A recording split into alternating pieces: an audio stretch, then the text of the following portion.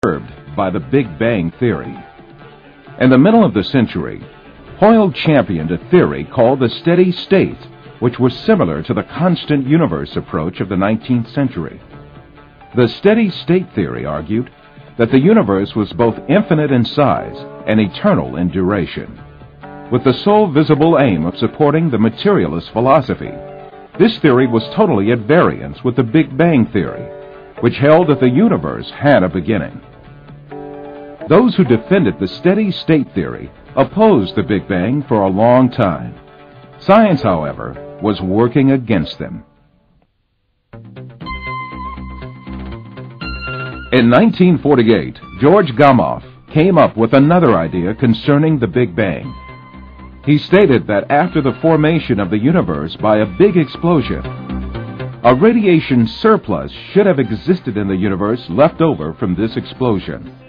Moreover, this radiation ought to be uniformly diffused across the universe.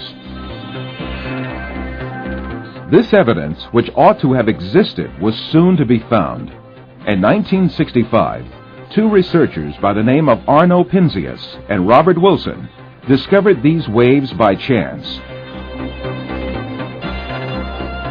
This radiation, called the cosmic background radiation, did not seem to radiate from a particular source, but rather pervaded the whole of space. Thus it was understood that this radiation was left over from the initial stages of the Big Bang. Penzias and Wilson were awarded a Nobel Prize for their discovery.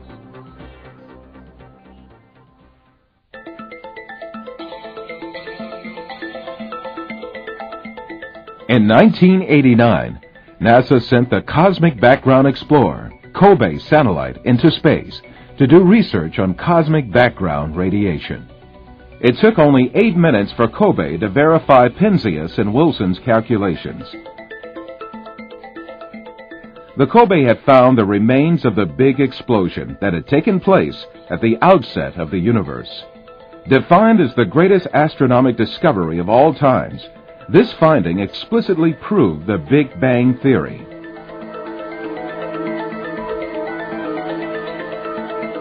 Another important piece of evidence for the Big Bang was the amount of hydrogen and helium in space. In the researches, it was understood that the hydrogen-helium concentration in the universe complied with the theoretical calculations of the hydrogen-helium concentration remaining from the Big Bang. If the universe had no beginning, and if it had existed since eternity, its hydrogen constituent should have already been completely consumed and converted to helium.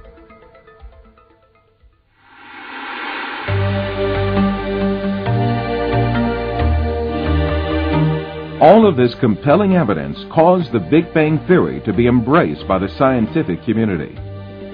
The Big Bang model was the latest point reached by science concerning the origin of the universe. Defending the steady-state theory alongside Fred Hoyle for years, Dennis Sciama described the final position they had reached after all the evidence for the Big Bang theory was revealed. Sciama stated that he had defended the steady-state theory, not because he deemed it valid, but because he wished that it were valid. Sciama goes on to say that as evidence began to pile up, he had to admit that the game was over and that the steady-state theory had to be dismissed. Professor George Abel from the University of California also accepts the ultimate victory of the Big Bang and states that currently available evidence shows that the universe originated billions of years ago with the Big Bang. He concedes that he has no choice but to accept the Big Bang theory. With the Big Bang's victory, the myth of eternal matter that constituted the basis of the materialist philosophy is thrown into the trash heap of history. What then was before the Big Bang? And what was the power that brought the universe into being with this big explosion when it was non-existent?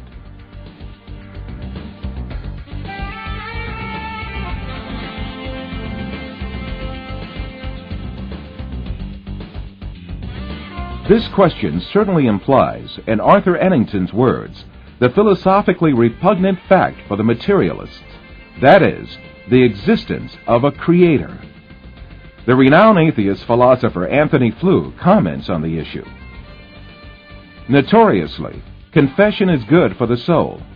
I will therefore begin by confessing that the Stratonian atheist has to be embarrassed by the contemporary cosmological consensus, for it seems that the cosmologists are providing a scientific proof that the universe had a beginning.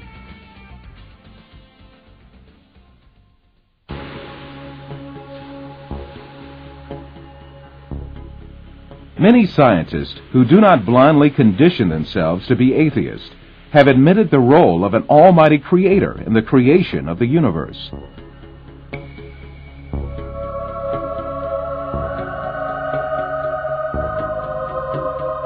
This creator must be a being who has created both matter and time, yet who is independent of both. Well-known astrophysicist Hugh Ross has this to say: if time's beginning is concurrent with the beginning of the universe, as the space theorem says, then the cause of the universe must be some entity operating in a time dimension completely independent of and pre-existent to the time dimension of the cosmos. This conclusion tells us that God is not the universe itself, nor is God contained within the universe.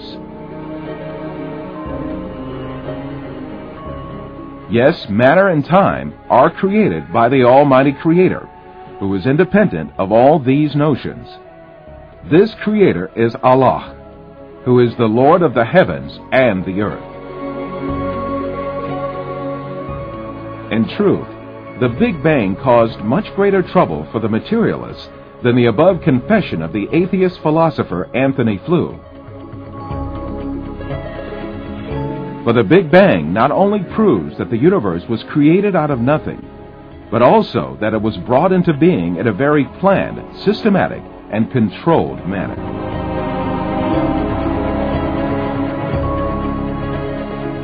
The Big Bang took place with the explosion of the point which contained all the matter and energy of the universe, and its dispersion into space in all directions with a terrifying speed.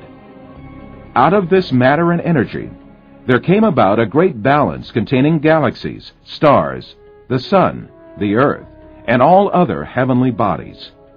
Moreover, laws were formed called the laws of physics, which are uniform throughout the whole universe and do not change.